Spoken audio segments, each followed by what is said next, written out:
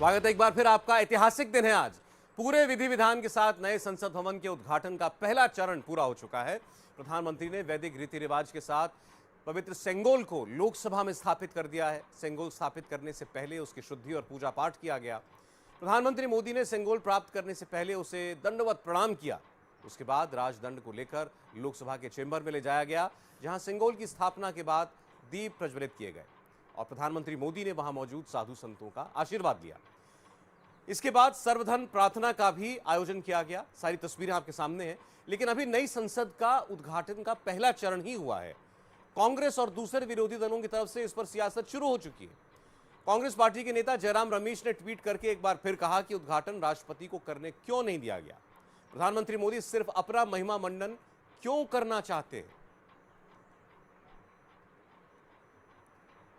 जयराम रमेश हो, चाहे कपिल सिब्बल हो, तमाम नेता अब सुबह से ही जैसी ये तस्वीरें आना शुरू हुई हैं, इसके बाद से लगातार हमलावर हो रहे हैं। जयराम रमेश ने नरेंद्र मोदी को एक बार फिर तानाशाह कह दिया, अथॉरिटेरियन कहा कि यह हक राष्ट्रपति का था, क्यों राष्ट्रपति को आखिर उद्घाटन समारोह में नहीं बुलाया गया।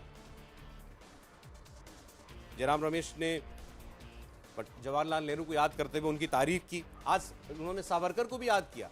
वीर सावरकर की आज जन्म जयंती है। उन्होंने कहा कि सावरकर वो व्यक्ति हैं जिनकी वैचारिक इकोसिस्टम में वो लोग शामिल थे जिन्होंने महात्मा गांधी की हत्या की। और उन वीर सावरकर की जयंती के मौके पर आज नई संसद का उद्घाटन हो रहा है।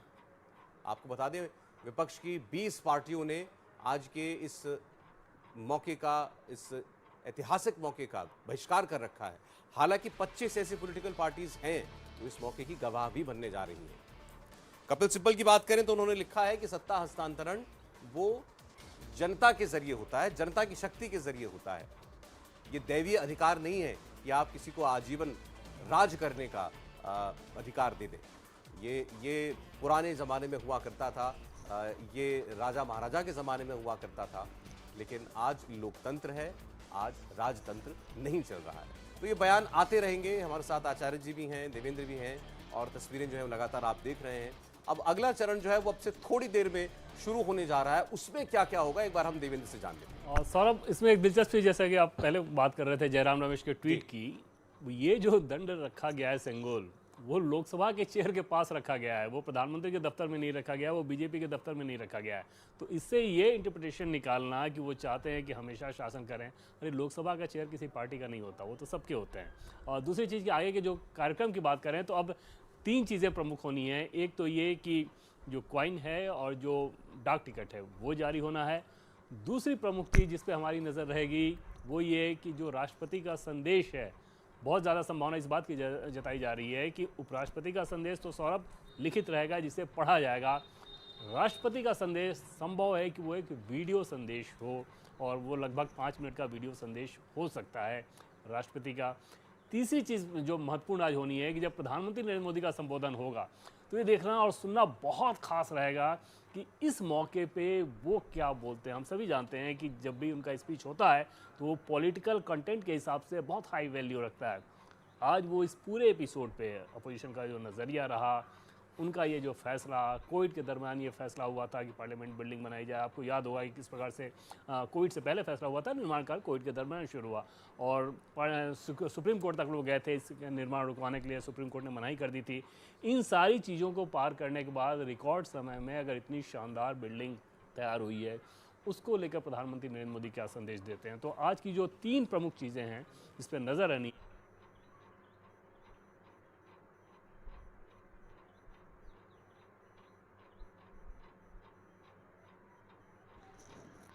वो ये 3 चीज़ें हैं। प्रधानमंत्री नरेंद्र मोदी का जो संबोधन होगा लगभग 1:10 रोज संबोधन का समय है, तब होगा। प्रक्रिया जो है वो 12 बजे से शुरू हो जाएगी और ये भी लोकसभा कक्ष में होगा। जी हाँ, बिल्कुल उसी जगह पे होगा। और पहले क्योंकि उसमें 5 सीटें लगाई जानी थी, लेकिन अब 2 लोग तो नहीं आ रहे हैं। अब तक जब कंफर्म नहीं किया गया और ऐलान कर दिया गया कि बहिष्कार किया जा रहा है, तो अब किसी को उम्मीद है नहीं। तो ऐसे में सिर्फ अब उसमें 2 चेयर हटा के 3 चेयर ही रखा जाएगा एक मंच पे। तस्वीर आई थी जिसमें 5 चेयर रखी हुई दिखाई दे रही जी है। हाँ, बिल्कुल सौरभ, कल तक ये रखा गया था और ये उम्मीद जताई जा रही थी कि शायद कांग्रेस पार्टी जनता के दबाव में, जनमानस के दबाव में उसको ये समझ में आए कि लोकसभा सबका होता है, राज्यसभा सबका होता है, संसद सबका होता है, ये किसी दल विशेष का नहीं होता है, किसी सरकार विशेष का नहीं होता है। तो ऐसे में शायद वो अपना फैसला बदल लें, उस लिहाज से वो किया गया था। लेकिन रात में जब हमने टॉप सोर्सेज से बात की कि क्या उन चेयर को अंतिम समय तक वैसे ही रखा जाएगा, उन्होंने इस बात की मनाही की। उनका ये कहना था कि जब वो सार्वजनिक तौर पर ऐलान करते जा रहे हैं कि वो बायकॉट करेंगे, बहिष्कार करेंगे, तो खाली चेयर रखना वो ठीक नहीं रहेगा, तो इन चेयर को वहाँ से हटा दिया और ये सरकार की तरफ से भी साफ था कि कोई विशेष जेस्चर नहीं दिखाया जाएगा दोबारा आमंत्रित करने के लिए। और उसके लिए कोई मतलब इस लिहाज से नहीं था सरकार को, क्योंकि बार बार जब सार्वजनिक तौर पे वो ऐलान कर रहे थे और सरकार को ये समझ में आ रहा था कि ये ऐलान इसलिए किया जा रहा है क्योंकि 2024 में लोकसभा चुनाव हैं और हर एक ऐसे अवसरों को ढूंढा जा रहा है कि किस प्रकार से कोई विवाद खड़ा कर दिया जाए। तो ऐसे में फिर कोई बातचीत करने का जो आमतौर पर होता है कि संसद में अगर कोई गतिरोध हो तो बैक चैनल बातचीत करते हैं, लेकिन यहाँ पर बैक चैनल बातचीत की कोई संभावना ही नहीं थी, क्योंकि उन दलों का सीधे सीधे स्टैंड समझ में आ रहा था कि वो क्या कर रहे हैं और क्यों कर रहे हैं। हमारे साथ स्टूडियो में संगीत रागी जी जुड़ चुके हैं। प्रोफेसर संगीत रागी जी राजनीतिक विश्लेषक हैं। प्रोफेसर साहब, बहुत स्वागत है आपका। और आज तो हर देशवासी को पहले बधाई देने का दिन है, देश को नई संसद मिली है। हालांकि देश में आज बटी हुई राजनीति भी दिखाई दे रही है और अभी कुछ ट्वीट आए हैं। जयराम रमेश जी का ट्वीट आया है, उन्होंने नेहरू जी को भी याद किया, साथ साथ सावरकर जी को भी याद किया है। और कपिल सिब्बल लिख रहे हैं कि प्रधानमंत्री ये ना समझें कि उन्हें कोई दैवीय आदेश, दैवीय आशीर्वाद प्राप्त हो गया है, कि उन्हें आजीवन जो है वो सत्ता प्राप्त हो गई है, ये इस सेंगोल की शक्ल में। देखिए, मुझे लगता है कि ये तो जो भी यहाँ पर आया है वो अच्छी तरीके से जानता है कि उसकी आयु निश्चित है। और लोकतंत्र में भी कोई भी सरकार आती है तो वो हमेशा के लिए तो वहाँ पर कोई प्रधानमंत्री नहीं बन रहा है।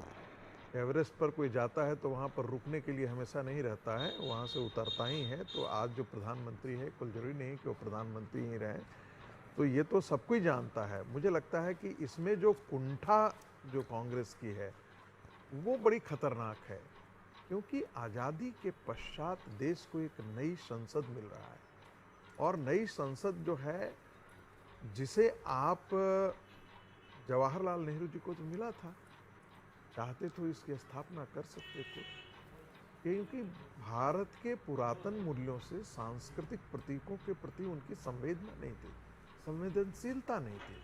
इसलिए उन्होंने उसे आनंद भवन के म्यूजियम में एक छड़ी के तौर पर रख दिया, जबकि भारत के अंदर जो राजदंड है उसको धर्मदंड के रूप में स्थापित किया जाता था। एक छोटा सा उदाहरण, अभिज्ञान शाकुंतलम आपने पढ़ा होगा। शिकार करते करते जब दुष्यंत जो है वो एक आश्रम के नज़दीक पहुंच जाते हैं, तो आश्रम का एक शिष्य कहता है, राजा ये मृगछौना, आश्रम का मृगछौना, इसकी तुम हत्या नहीं कर सकते अवध के क्षेत्र में। तो फिर दुष्यंत पूछते हैं कि मैं आश्रम में आ गया हूँ। बोला हाँ, ऋषि कण्व का आश्रम है। अपने मुकुट को रख देता है जी, और कहता है कि जाकर के कहो कि मैं प्रतीक्षा कर रहा हूँ। वही धर्मदंड है। आप ये मनुस्मृति से लेकर के याज्ञवल्क में आप पाएंगे, बृहस्पति स्मृति में है, शुक्र नीति में है। वो जो धर्मदंड होता था वो राजा पर भी लागू होता था। राजा उस धर्मदंड से अलग नहीं था, जिसे आज आप रूल ऑफ लॉ कहते हैं। वो क्या है? एक लॉ है जिसके अधीन आप सारा काम करते हैं। आपने एक सुल फिल्म देखी होगी। सुल फिल्म में वो कहता है, जो कमिश्नर है वो इंस्पेक्टर को कहता है, ये मत भूलो कि तुम मेरे अंडर काम कर रहे हो। बोला नहीं, हम दोनों कानून के अंदर काम कर रहे हैं। तो यही कानून का शासन होता, कोई भी उससे ऊपर नहीं है। राजा भी उस धर्मदंड के ऊपर नहीं था। राजा जब कहता था कि ये मेरा शासन है, तो उस समय पुरोहित कहता है, नहीं, तुम भी धर्मदंड से शासित हो, तुम्हारा धर्म का शासन हो, तुम धर्मदंड। वो फेयरनेस एंड जस्टिस का वो कॉन्सेप्ट होता था। और वो पुरोहित जो सब कुछ त्याग कर जंगल में रहे। बिल्कुल बिल्कुल। तो मुझे लगता है कि ये क्यों ऐसा हुआ कि ये कंट्रोवर्सी नहीं होती। यदि भारत कंट्रोवर्सी इसलिए तो हो रही है, अभी आप जो बातें बता रहे हैं कि आप गुजरे जमाने में ले जा रहे हैं हमको। नहीं यही देखिए, तो सब कह रहे हैं वो। देखिए मैं यही सी को कहता हूं, नरेंद्र मोदी होने का मतलब है लकीर से अलग चलना। आपको मैं कई बार एक चीज जोड़ा हूं कि इस भारत के अंदर 1990 के बाद की राजनीति बदल गई है। उस समय 4 धाराएं निकल करके आई थी। एक सामाजिक न्याय की धारा निकल करके आई, जिसे मंडल कमंडल आपने बोला। दूसरा जो है वो ग्लोबलाइजेशन और स्वदेश, तीसरा स्वदेशी और चौथा सांस्कृतिक राष्ट्रवाद का। ये चारों धाराएं परस्पर टकराती थीं कहीं ना कहीं जाकर के। नरेंद्र मोदी एक ऐसे व्यक्तित्व के रूप में, एक ऐसे लीडर के रूप में जो चारों धाराओं को गंगा की जटा में जैसे समेट लिया जाता है, उन्होंने समेट करके रख दिया।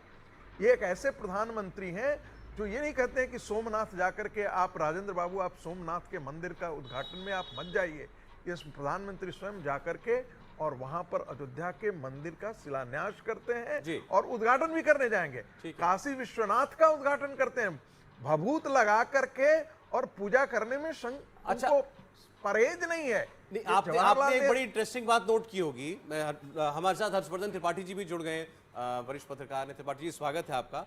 ये देखिए कि ये नई संसद का उद्घाटन प्रधानमंत्री क्यों कर रहे हैं, राष्ट्रपति क्यों नहीं कर रही। विवाद यहां से शुरू हुआ था। ये विरोध होते होते ये सेंगोल का विरोध कैसे बन गया? आज सारे ट्वीट, सारे विरोध, सारे लेख, सारे आर्टिकल, क्यों सेंगोल स्थापित किया जा रहा है? नेहरू जी ने सेंगोल को जो है उस वक्त क्यों स्वीकार कर लिया था? नेहरू जी तो एग्नोस्टिक माने जाते थे, संशयवादी माने जाते थे। कोई उनकी धार्मिक व्यक्ति की छवि तो थी नहीं।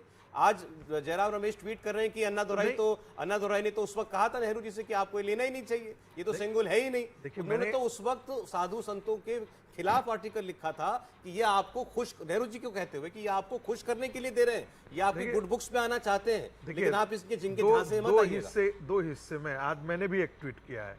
मैंने कहा, एक श्रीमती गांधी थी जो गाय हत्या के विरुद्ध में आंदोलन चलाने वाले साधु सन्यासियों पर संसद के सामने उन्होंने गोलियां चलवाई थी। एक नरेंद्र मोदी है जो साधु संतों के नेतृत्व में, पुरोहित का कार्य क्या है? पुरोहित कोई अपने लिए जीता था क्या? वो राष्ट्र के लिए था। उसके नेतृत्व में संसद परिसर में आते हैं। उनके नेतृत्व कौन कर रहा है? इस देश का संत समाज नेतृत्व कर रहा है। और जिस समाज में ऐसे तपस्वी नेतृत्व करें, उनकी तपस्या के अंदर, उनके नेतृत्व में कोई राजा, या जिसे आप राज्याध्यक्ष कहें, या कोई भी काम करें, तो स्वाभाविक है उसमें इस पर भी एतराज है त्रिपाठी जी, इस पर भी एतराज है।